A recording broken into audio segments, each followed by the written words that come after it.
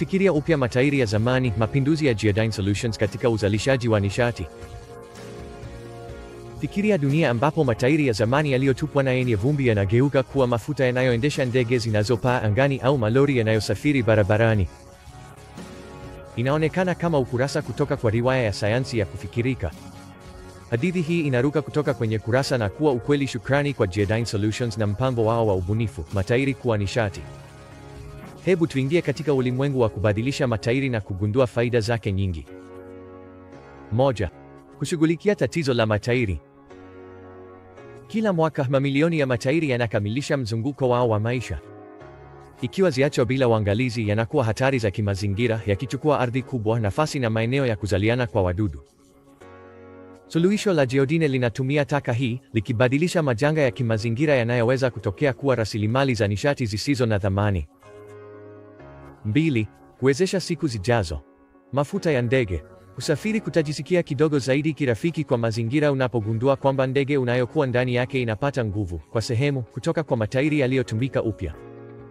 Magari ya biodiesel. Barabarani sasa yanaweza kuendesha kwa biodiesel safi na endelevu inayotokana na matairi ya zamani, ikionyesha mabadiliko kuelekea usafiri wa kijani. Mafuta ya mashua na malori.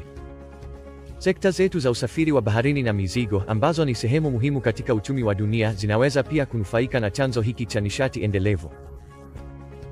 3. Ndoto za umeme. Zaidi ya mafuta tu, nguvu ya mabadiliko ya matairi ya zamani inaenea kwa uzalishaji wa umeme.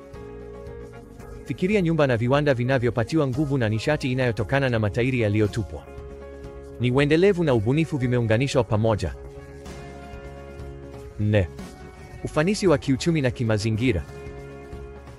Mchakato wa kubadilisha matairi kuwa nishati si tu kuhusu kutumia tena taka. Ni mfano unaofaa kiuchumi. Kwa uwezo wao wa nishati wa asili, matairi yanatoa malighafi yenye gharama nafuu kwa uzalishaji wa mafuta na nguvu.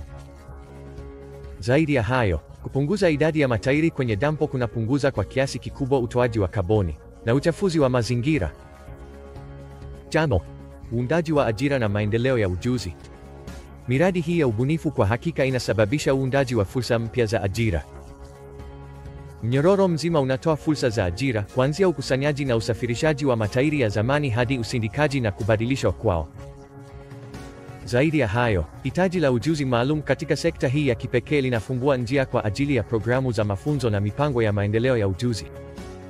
6. Kupunguza utegemezi kwenye mafuta ya kisukuku. Kwa kugeukia vyanzo vingine vya nishati, kama vile vinavyotokana na matairi, tunapunguza taratibu utegemezi wetu kwenye mafuta ya kisukuku yasiyo renewable. Mabadiliko haya yanahakikisha mustakabali wa nishati endelevu zaidi na kusaidia katika kuimarisha bei za nishati na kuongeza usalama wa nishati. 7. Ubunifu unachochea utafiti zaidi. Ufanisi wa mpango wa Geodyne Solutions unafungua njia kwa utafiti zaidi katika eneo la mabadiliko ya taka kuwa nishati. Wakati njia moja inafunguka, inafungua njia ya kuchunguza vifaa vingine vya taka ambavyo vinaweza kubadilishwa kwa njia sawa. Kwa kumalizia, matairi ambayo kijadi huonekana kama kikwazo cha utupaji taka, yanapata mkataba mpya wa maisha. Shukrani kwa mtazamo wa kuona mbali wa Geodyne Solutions, kile ambacho hapo awali kilikuwa alama ya taka sasa ni mwangaza wa nishati endelevu.